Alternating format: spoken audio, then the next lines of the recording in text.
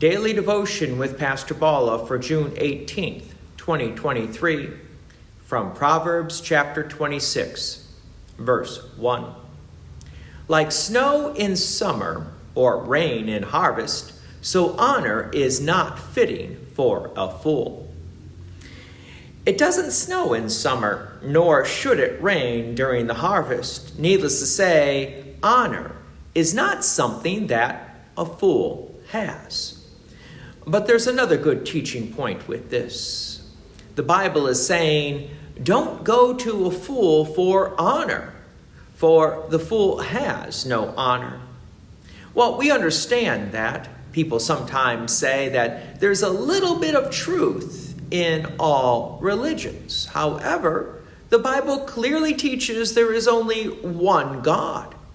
So all the other religions are false. Is there a little bit of truth in their false religions? The answer is no.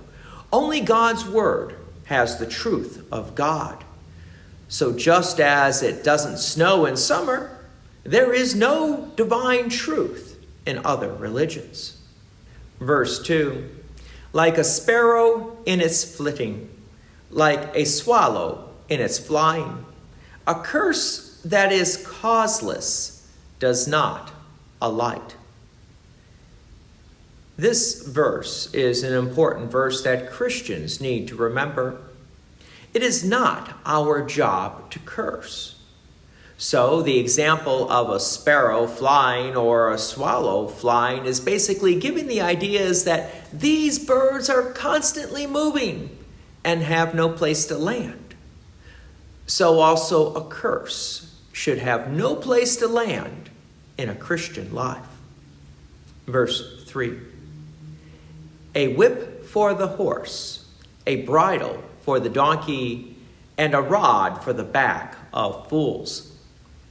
These are all examples of physical punishment, guidance, you could say, for the horse, the donkey, and even for the fool. We need to remember that sometimes a physical response is necessary because the fool isn't going to listen to verbal arguments. Likewise, a donkey is not going to listen to verbal arguments either.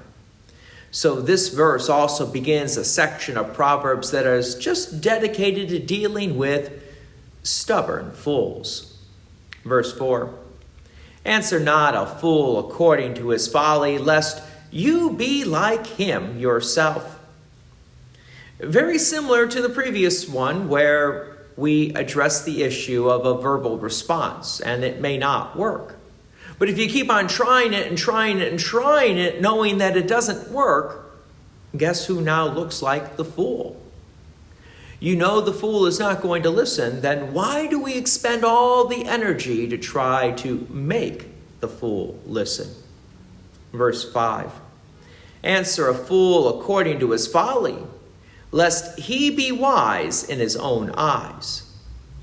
Now, this verse may seem to be a contradiction of the previous verse, but one needs to consider that sometimes we do need to address the fool, especially if the fool's life is in danger. We do need to speak up and at least try to warn them.